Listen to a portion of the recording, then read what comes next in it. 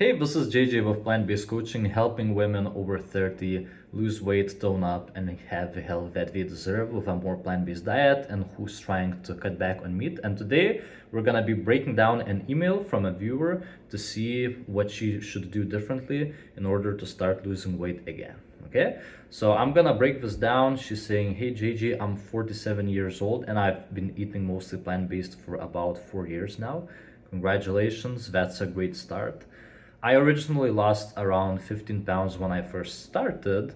So, again, like when you start losing weight, especially in the beginning, it's very easy to see results initially, because the first few, even up to 5 pounds, can be just like from water weight. And then obviously, let's say, I don't know how much you're trying to originally to lose, but let's say if your goal is to lose like 40, 50 pounds, which is very common, of course, in the middle of the weight loss, in the middle, the progress is going to matter more and more, right? Like in the beginning, it's very easy to shed some water weight.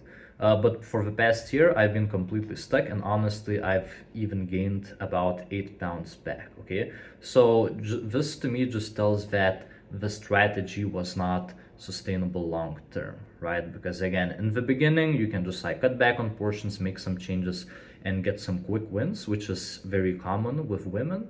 But in the middle, this is where the weight loss strategy matters more and more. Okay, I feel like I'm doing everything right. I don't eat. So again, find me a person who thinks that we're doing everything wrong, right? It's like when we try to make some changes, we all think that like we're doing everything right. Okay, I don't eat meat. I try to avoid processed foods, and I cook most of my meals at home. Again, this is very common where lots of women tell me I'm eating healthy, but I'm not able to see results. So just because you're not eating meat, just because you're avoiding processed foods, of course, that's great, on a plant-based diet, but there is something deeper than that, which we're gonna break down in a second. So a typical day for me looks like oatmeal with fruit in the morning, a big salad or wrap for lunch, and something like pasta, rice, or potatoes with veggies for dinner. So there are a few problems with this approach. Oatmeal with fruit in the morning, that's great. Again, I try not to be obsessed about protein, but it just doesn't sound like it's enough, right? So you would need to take a look and see what you would be able to add. For my clients, what we usually like to add is soy milk or PB Fit with the oats, and that can bump up the protein quite a bit, and it's gonna make you feel full for a longer time. A big salad or wrap for lunch. Again, it just depends on what goes into the salad. But if I'm imagining it's just like a bunch of lettuce and broccoli, and then a tortilla wrap. Again, it might not be very filling. It might not have that much protein. And then what happens is if you have like a smaller breakfast, like a lunch that is not, how do I say, that is super low in calories, lots of women can start becoming more hungry as the day goes by and start over snacking, which is also not a good thing, right? So it just looks like the meals are healthy, but they're just not as filling. And something like pasta, rice, or potatoes with veggies and dinner, again, I would say protein is missing too. And it just depends on like what is the ratio between like the pasta and veggies, right? Is it like is it like 60% of a plate is pasta and then like 40% of the plate is veggies? So yeah, just doesn't sound like it's very filling. And the problem is I'm constantly hungry. Aha, that's what we were predicting, especially at night. So to me, it sounds like you're trying to have these healthy, lower calorie meals, but what happens is that if the meal is lower in calories, but it's too low in calories and it's higher in volume, your body is not stupid. It's gonna know that it's not satisfying enough. And as the day goes by, what's gonna happen is there's this correlation where in the morning your willpower is the highest, and then as you start going through the day, it starts going down. And then same thing with your hunger. If your meals are not on point, it starts going up. So at nighttime, there's this big discrepancy where your willpower is the lowest and where your hunger is the highest, and it's not a good place to be at. Okay. I'll do really well during the day, but after dinner, I always feel like I need something sweet or snacky, and that's where things fall apart. So again, it just goes back to where your meals are not satisfying enough, and then second thing, when you're trying to eat healthy, you might be cutting out some of the snacks, some of the sweets, and like I see it very often where plant-based women they set up these, I would say, unrealistic expectations and these rules where if you're like, okay, well, I cannot eat any processed stuff, I cannot have any sweets, but there's this law of reverse psychology where the more you resist a certain thing, the more you're actually gonna crave it, which is, again, it's a recipe for disaster because at the end of the night, you're not feeling satisfied, you're feeling hungry, and you're trying to avoid snacks, which can lead to excessive snacking, binging, and then that's where like most of those calories can add up at the end of the day, and that can sabotage weight loss results. I've also tried cutting portions and even skipping meals. Again, this is a bad idea because think about this: if you don't change anything about your meals, about the composition of your nutrition, and you're trying just like to reduce the meal size, then what's gonna happen? You're just gonna become more hungry. Like again, your body is not stupid, it's gonna catch up and it's gonna know that, okay, well, we're not eating enough, okay?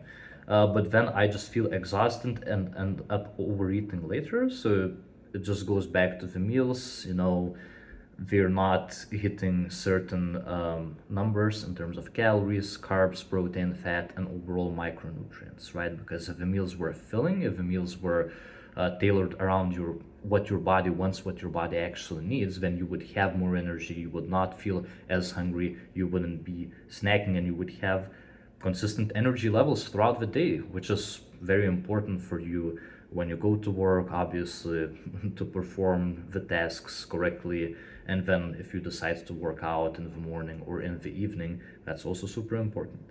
What's frustrating is that this used to work for me in my late 30s, but now it feels like my body just isn't responding the same way. So again, doing the same things over and over again and expecting different results is definition of insanity, right? So just because it used to work before, of course, when, I don't know, like maybe in your late 30s you were more active, maybe you had different nutrition, and that could have made things way easier. I don't know if it's my metabolism slowing down. That could be a possibility, but again, it's not gonna slow down significantly. It could be maybe like 50 or 100 calories in the decade, which I don't think is significant enough.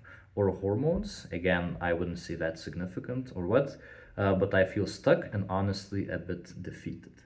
This is what happens when you try to do things on your own and like go scroll through Instagram and take a look at what helps other people. It would be same thing as like just getting a car and looking at the way how other people drive and expecting it to drive similar way and make it to your destination, right? It's just not like you just feel lost because you don't have a strategy that is tailored around you, okay?